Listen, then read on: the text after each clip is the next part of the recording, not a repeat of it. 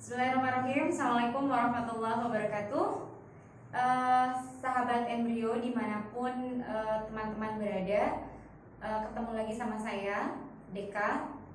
Mudah-mudahan semuanya, sahabat semua tetap dalam keadaan sehat, dalam lindungan Allah Subhanahu Wa Taala, dimudahkan segala urusannya, dan terus semangat gitu ya dalam menjalankan aktivitasnya dengan keadaan yang sekarang.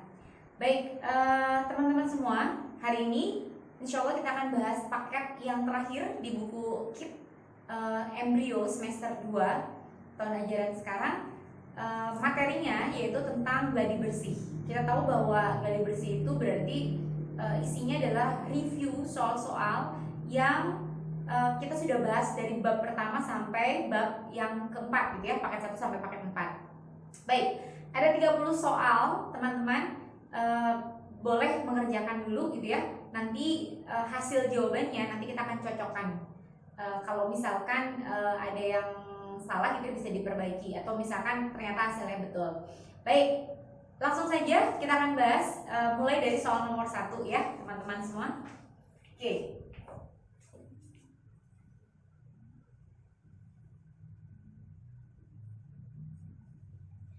Nomor 1 ini babnya adalah bab stoikiometri. Ini kebetulan soal yang berhubungan gitu ya, berhubungan 1, 2, 3 itu diambil dari data yang sama. Nah teman-teman, untuk paket yang kelima ini kita bikin 10 soal pertama. Itu adalah soal-soal yang memang sering muncul di UTBK tahun 2019. Jadi mirip dengan treot-treot yang sudah teman-teman kerjakan di bulan Januari dan bulan Februari gitu ya, sampai dengan Maret. Nah, sekarang kita langsung saja nomor 1. Di situ sudah ada datanya ya. Ceritanya ada metilamina dititrasi dengan larutan HCl. Pertanyaan yang pertama adalah berapa pH larutan CH3NH2 atau metilamina sebelum dititrasi. Baik. Jadi yang pertama ditanya pH dari si metilamina CH3NH2. Metilamina ini dia memiliki data nilai Kb ya. Kb-nya diketahui 4 kali 10 pangkat negatif 4 ya. Kesimpulannya apa? Ketika dia punya nilai Kb, maka sifat basanya amennya basa lemah. Sehingga kalau misalkan pertanyaannya tentang pH, maka kita akan cari terlebih dahulu konsentrasi OH-nya. Baik, OH-nya karena dia basa lemah didapat dari akar Kb dikali dengan Mb gitu ya. Baik, kita masukkan di sini akar Kb-nya, nilainya adalah 4 kali 10 pangkat min 4. Mb-nya di soal sudah ada, nilainya sebesar 0,04 atau 4 kali 10 pangkat negatif 2 gitu ya. Baik, 4 kali 4 itu 16 ya. Maka akarnya itu akan sama juga 4. Di sini min 4 sama min 2 itu min 6, akarnya adalah 10 pangkat negatif 3. Ini masih konsentrasi OH-nya. Nah, kita akan rubah menjadi pOH. Berarti pOH-nya adalah min log konsentrasi OH- ya. OH-nya adalah 4 kali 10 pangkat min 3, sehingga didapat nilai pOH-nya adalah 3 min log 4. Karena pertanyaannya tentang pH, kita langsung konversi ya teman-teman. pH itu didapatkan dari 14 dikurangi dengan pOH gitu ya. 14 itu apa? 14 itu pKw-nya. Nah, sekarang nilai pH-nya adalah 14, pOH-nya itu 3 min log 4. Kita selisihkan ya. Baik, berarti 14 dikurang 3 dapatnya 11, min kali min plus log 4. Nah, di sini ternyata log 4 ini tidak ada jawabannya. Log 4 itu akan sama dengan log 2 kuadrat gitu ya. Maka ini akan sama, nilai pH-nya adalah 11 plus 2-nya naik ke depan 2 log 2 seperti sifat logaritma. Baik, ternyata ada jawabannya didapat. Jawabannya optionnya adalah yang E. Oke. Nah, selanjutnya masih tentang stoikiometri. Kita lanjut ke soal berikutnya, yaitu soal nomor 2. Nomor 2, pertanyaannya adalah pH larutan setelah titrasi dengan HCl sebanyak 25 ml. Baik, karena asam dititrasi dengan basa, maka pertama kali kita harus reaksikan terlebih dahulu ya. Oke, jadi ditanya pH setelah titrasi. Kita reaksikan, reaksinya adalah metilamina CH3NH2 direaksikan dengan asam klorida ya, HCl. Maka hasilnya satu atom hidrogen akan digantikan oleh klor ya. Baik, H-nya akan berkumpul sehingga hasilnya menjadi CH3NHCl ya. Aminanya berubah, awalnya amina primer, berubahlah dia menjadi amina sekunder gitu ya. Hasil sampingnya berupa hidrogen H2. Nah, di sini karena valensinya satu, valensi H plusnya satu, valensi basanya juga dia satu, maka reaksinya sudah setara. Nah, langsung saja kita masukkan di sini mula-mula reaksi sisa gitu ya. Oke, kita masukkan dulu datanya. Metilaminanya di sini 0,04 molar, volumenya di situ ada 25 ml. Sedangkan HCl-nya di situ ada 0,02 molar, volumenya yang dicampurkan sebanyak 25 ml. Baik, sekarang kita masukkan ya teman-teman. Ini dikalikan, maka hasilnya berapa nih? 25 kali 4 100 dikali 100 juga berarti 1 ya. Satuannya milimol. Nah, ini dikalikan berarti dapatnya 0,5 ya, satuannya milimol. Baik, lihat baik-baik karena koefisiennya sama-sama 1, maka yang habis adalah bilangan yang paling kecil. Yang paling kecil adalah 0,5, maka di sini turun 0,5. Di sini 0,5, koefisiennya sama 0,5 ya. Maka di sini habis. Di sini pengurangan ya. 1 dikurang 0,5 maka didapat 0,5, satuannya milimol. Di sini produk garamnya awalnya tidak ada, maka langsung hasil sisanya itu sama 0,5 milimol. Baik, ternyata teman-teman untuk soal nomor yang 2 ini reaksinya dia bersisa di ini dia metilamina. Metilamina itu apa? Basa lemah ya. Jadi karena sisanya di basa lemah, maka masih ingat gunakan rumus apa? Ya betul, buffer basa ya. Oke, larutan penyangga atau buffer yang sifatnya basa. Baik, berarti gimana nih rumusnya? Rumusnya adalah konsentrasi OH- akan didapat dari Kb dikali dengan konsentrasi basa lemah gitu ya, CH3NH2 per konsentrasi garamnya yaitu CH3NHCl. Nah, sekarang kita masukkan ya Kb. Kb-nya di situ nilainya 4 kali 10 pangkat negatif 4. CH3NH2-nya lihat di sini 0,5 ya. Satuannya sama teman-teman, di sini milimol, sebelahnya juga milimol. Maka di sini langsung dimasukkan saja ini 0,5. Baik, karena satuannya sudah sama, kita seranakan coret-coret ya. Sehingga OH-nya konsentrasi OH-nya adalah 4 kali 10 pangkat negatif 4. Kembali lagi, karena pertanyaannya tentang pH, berarti kita rubah ya. Nilai pH-nya berarti didapat dari 14 dikurangin pOH ya. Sorry, ini harus dirubah dulu pOH-nya, lupa. pOH-nya berarti 4 min log 4. Nah, sekarang kita masukkan ya. pH-nya itu 4 min log 4. 14 dikurangin 4 berapa? 10 ya, min kali min plus log 4. Seperti biasa, karena tidak ada option log 4, maka log 4 itu akan sama dengan 10 ditambah 2 log 2. Oke, ternyata ada jawabannya di option yang E. Oke, ketemu ya. Nah, selanjutnya ke soal berikutnya ya. Soal yang nomor 3. Baik, nomor 3 kita lihat. Nomor 3 pertanyaannya adalah setelah penambahan 55 ml HCl, campuran diencerkan dengan air sampai 100 ml. Berapa pH larutannya? Jadi masih sama pH larutan yang ditanya, tapi tindakannya berbeda. Volume HCl yang ditambahkannya lebih banyak, yaitu 55 ml. Kemudian setelah itu diencerkan. Baik, jadi seperti biasa kalau asam dicampur dengan basa, maka reaksinya masih sama ya. Sama seperti nomor 2, kita reaksikan CH3NH2 ditambah dengan HCl, hasilnya menjadi, masih terlihat ya sebelah sini.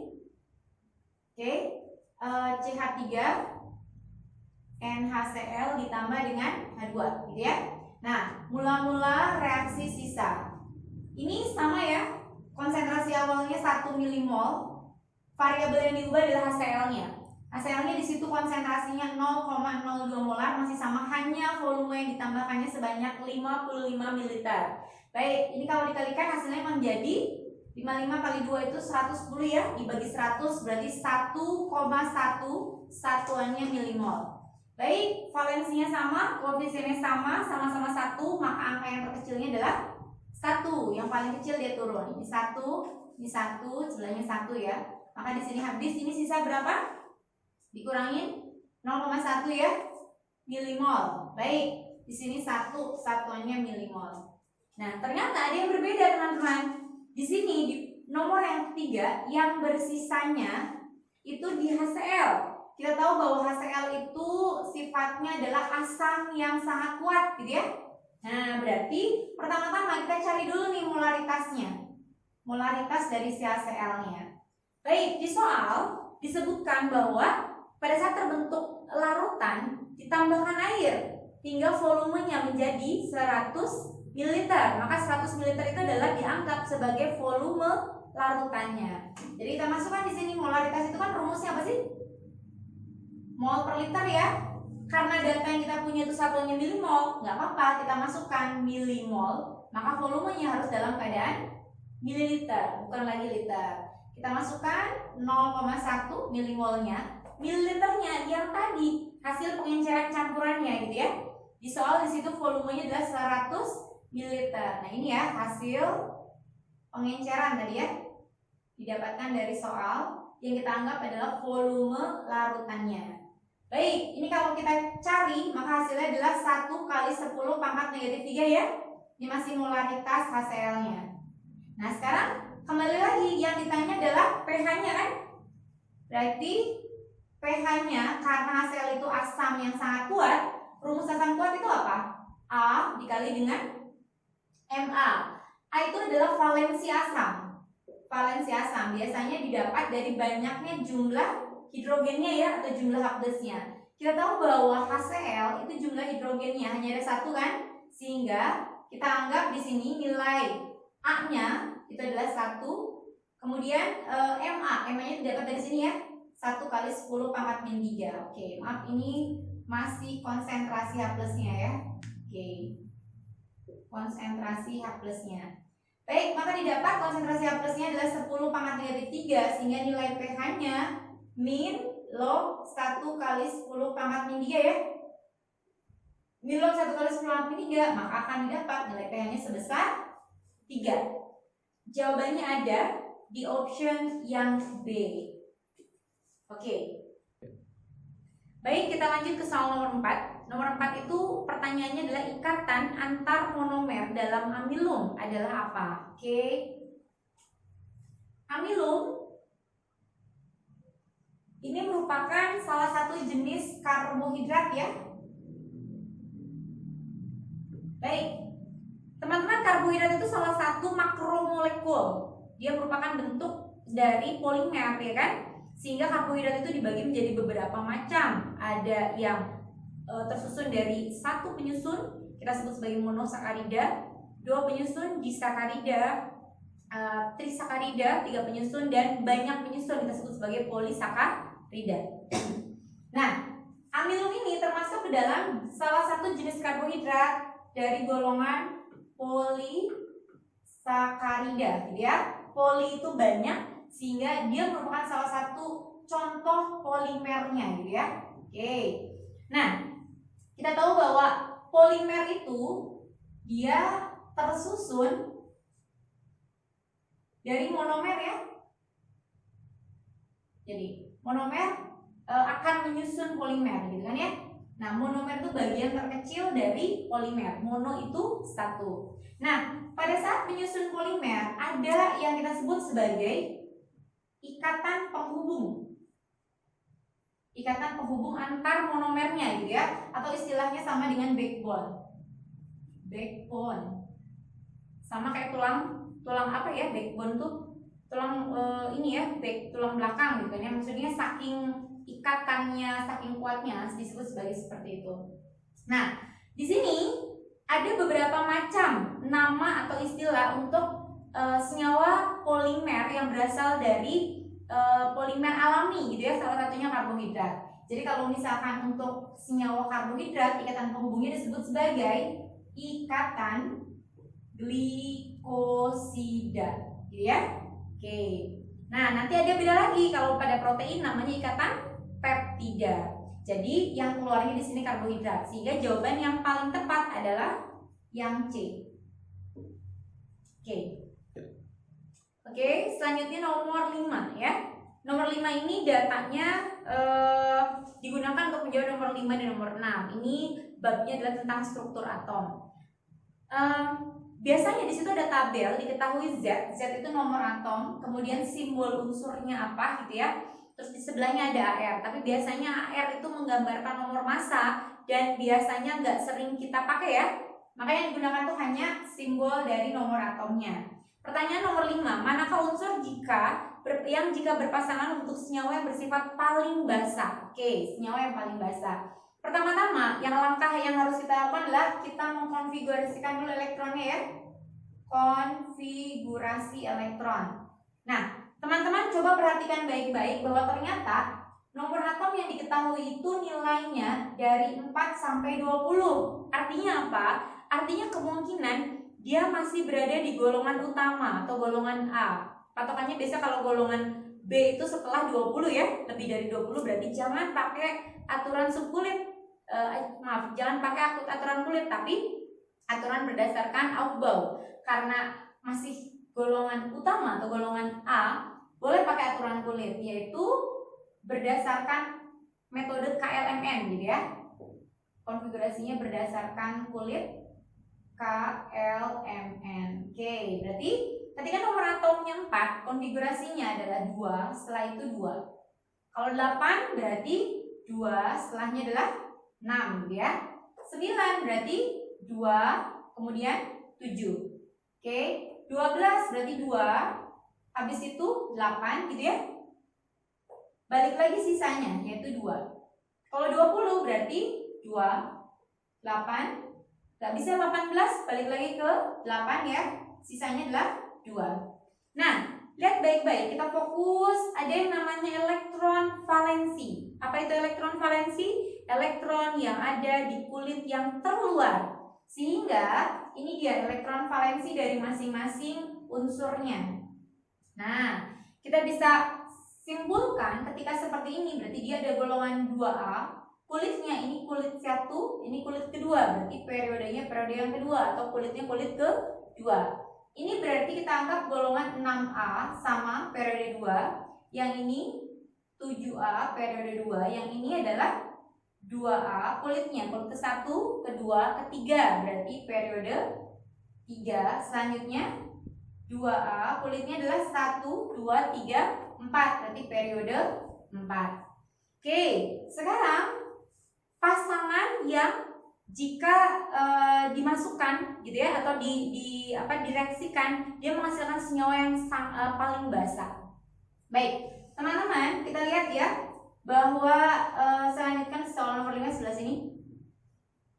Sifat basa gitu ya, kalau kita lihat pergeserannya dalam satu unsur, dia ada di salah satu sifat sistem periodik yang awalan hurufnya, kalau kita pakai nalar ya, hurufnya adalah huruf konsonan, sehingga nanti pergerakannya seperti ini. Nah, ini ujung-ujungnya plus, ini juga plus. Artinya apa? Garis horizontal ini menunjukkan kalau dia dibandingkan dalam periode atau kulit yang sama ya. Baik, sedangkan garis vertikal ini menunjukkan kalau dia berada dalam satu golongan yang sama. Oke, artinya apa? Kita simpulkan bahwa dalam sistem periodik unsur makin ke kiri ketika periodenya sama gitu ya. Periodenya sama, maka letaknya makin ke kiri dia sifat basanya makin bertambah. Begitu juga kalau dalam satu golongan yang sama makin ke bawah, maka sifat basanya dia akan semakin bertambah. Nah, sekarang kita lihat teman-teman bahwa kita dapatkan gitu ya. Kalau kita lihat screening sekilas 2A, 6A, 7A, 2A, 2A, maka unsur yang dalam tabel sistem periodik unsur yang letaknya paling sebelah kiri itu adalah golongan 2A, betul. Jadi di sini golongan 2A ya. Golongan 2A gitu kan ya. Nah, di sini makin ke bawahnya berarti periodenya adalah periode keempat ya. Makin di sini makin ke bawah. Berarti kalau misalkan 2A sifat basanya paling besar itu berarti di sini yang ada di periode keempat gitu ya. Jadi 2A periode 4 itu sifat basanya paling besar. Nah, tapi di sini yang ditanya adalah pasangan. Artinya kita harus memasangkannya terlebih dahulu. Kalau kita lihat ya dari option A sampai option E gitu ya, maka senyawa yang paling bersifat basa itu ada di option yang D, N dan P. Kenapa? Yuk kita lihat. N ini ada di golongan 6A gitu ya. Golongan 6A. Contoh paling simple golongan 6A itu adalah bentuk oksigen kan? Oksigen gitu ya. Ada oksigen, sulfur, selenium, tellurium, polonium. Kita ambil contohnya oksigen. Ini ada di golongan 6A. Kemudian P di sini dia ada di golongan 2A. 2A-nya periode yang ketiga gitu ya. Nah, berarti kalau 2A misalkan kita ambil contohnya adalah Mg, magnesium gitu ya. Baik, ini kalau kita reaksikan oksigen dengan magnesium, maka senyawa yang terbentuknya adalah MgO, ya kan? Nah, teman-teman bisa dilihat MgO itu adalah bentuk oksida. Ini yang kita sebut sebagai oksida yang sifatnya apa? Yang sifatnya basa. Kenapa? Karena oksida basa itu terbentuk dari oksigen dengan unsur yang berada pada golongan logam gitu ya. Oksigen dengan unsur yang sifatnya logam. Nah, cara untuk mengeceknya oksida basa seperti apa? MgO-nya kita reaksikan dengan air ya, dilarutkan dengan air. Maka terbentuklah larutan yang sifatnya basa, yaitu MgOH 2 kali gitu ya. Nah, ini dia. Ini larutan yang sifatnya basa kan ya? Larutan yang sifatnya paling basa. Maka jawaban yang paling tepat adalah yang D. Kemudian ada yang bertanya, Bu, kenapa sih kok nggak yang E saja? Kita lihat teman-teman, E itu P dan Q. P sama Q. P-nya 2A, Q-nya 2A. Ketika 2A dengan 2A, pertanyaannya satu golongan apakah bisa bereaksi? Tidak. Kenapa?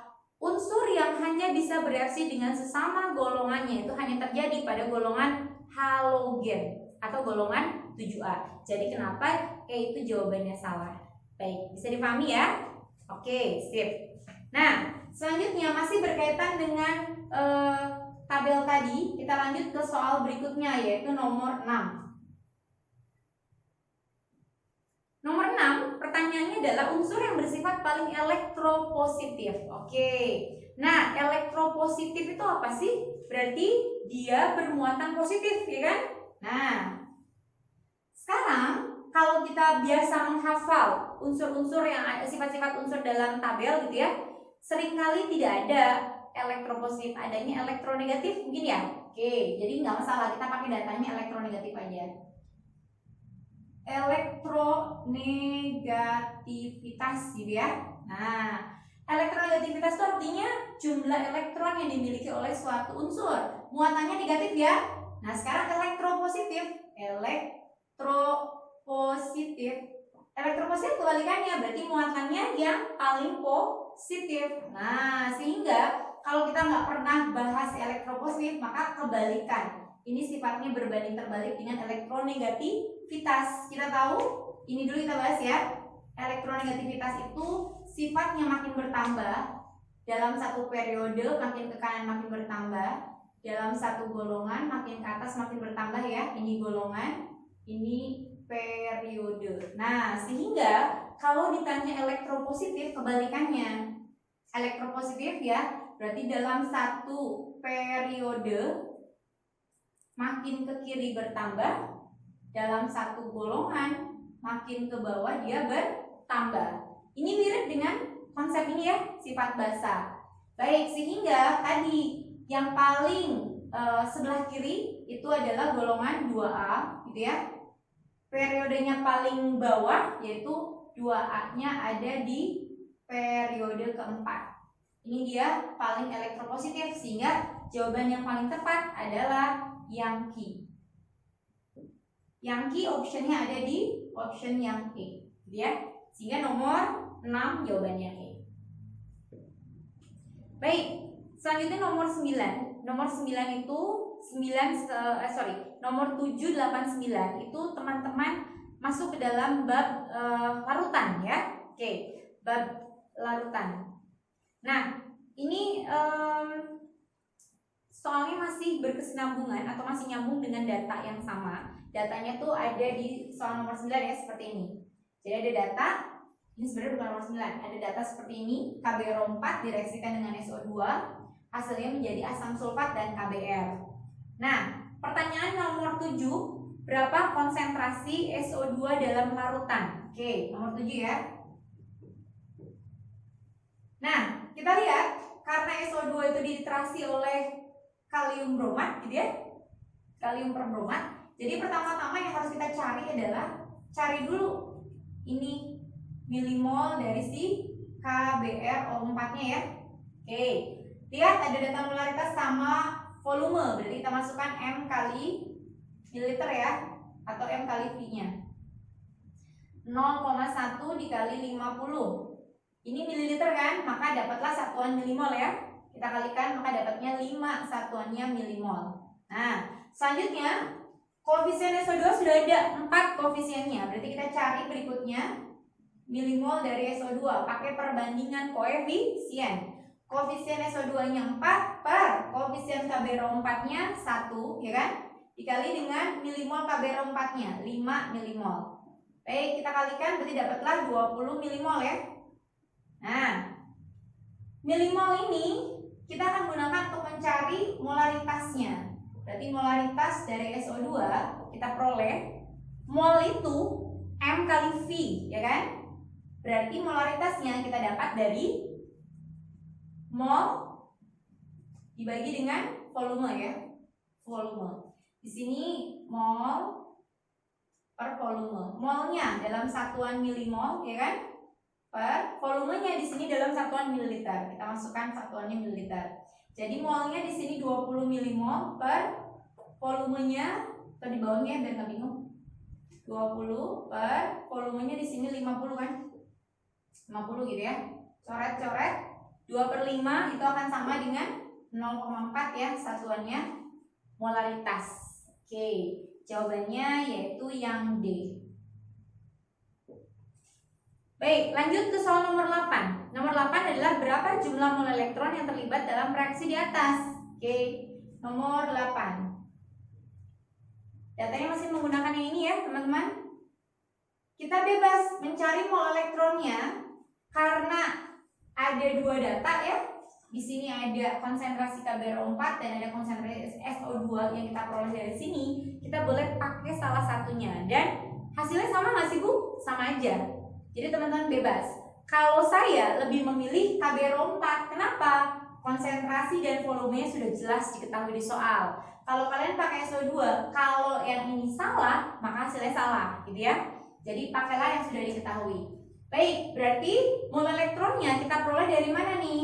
Dari mol yang diketahui dikali dengan perubahan bilangan oksidasi. Tadi ya, kita pilih KBrO4 di sini. Jadi mol diketahuinya itu adalah KBrO4. Maka perubahan bilangan oksidasinya yang terjadi dari reaksi ini KBrO4 menjadi ini ya, KBr. Nah, kira-kira di antara K, di antara Br sama O siapa yang mengalami perubahan bilangan oksidasi? Oke, yang jelas bukan K. Kenapa bukan K? Karena K sifatnya logam. Ingat, logam pasti bilognya sama dengan valensinya. Bukan oksigen. Kenapa? Oksigen biasanya yang mengalami perubahan biloks itu dalam bentuk pengecualian seperti peroksida, superoksida gitu ya. Karena di sini masih umum oksigennya jelas bukan. Sehingga yang mengalami perubahan bilangan oksidasi adalah Br-nya, bromnya gitu ya. Baik. Jadi di sini kita masukkan PbO yang kita cari adalah PbO punya si Br. Nah, kita cek dulu ya. Di sini molnya, mol KBrO4-nya. Ini kan? Nah, kita dapat dari sini 5 satuannya milimol dikali PbO dari si Br-nya. Yuk kita lihat baik-baik biloksnya. K itu kan +1 ya. Oksigennya Oksigennya itu min 2 kali 4 ya. Jadi totalnya negatif 8 sama dengan 0. Sehingga di sini bilangan oksidasi Br-nya min 8 tambah 1 min 7, pindah ruas berarti positif 7. Oke. Selanjutnya di sini K-nya itu plus 1 ya kan, ditambah Br, hasilnya harus sama dengan 0 sehingga bilangan Br-nya biloxnya adalah negatif 1. Ternyata di sini perubahan biloxnya dari plus 7 ke min 1. Ingat, PBO itu singkatan dari perubahan bilangan oksidasi. Didapat dari mana? Bilok yang besar, min 1 dengan 7, lebih besar mana? Ya, 7 ya. Dikurangin, yang kecilnya adalah negatif 1. Nah, min kali min plus, maka hasilnya adalah 5 dikali dengan 8 ya. Satuannya 40, satuannya milimol. Nah, di sini karena optionnya adalah mol, kita rubah. Milimol dirubah ke mol, maka dibagi 1000 ya. Sehingga hasilnya adalah 0,04 mol elektron. Oke, ada jawabannya di option yang B. Baik. Selanjutnya nomor 9. Nomor 9 adalah berapa pH larutan setelah titrasi. Oke, nomor 9. Kalau ngomongin pH larutan seperti biasa ya, kita reaksikan. Kebetulan reaksinya ada di situ, kita pindahin di sini ya. Jadi KBr4 ditambah 4 SO2 ditambah 4 H2O. Oke, sebentar. Hasilnya menjadi 4 H2SO4 ditambah dengan KBr.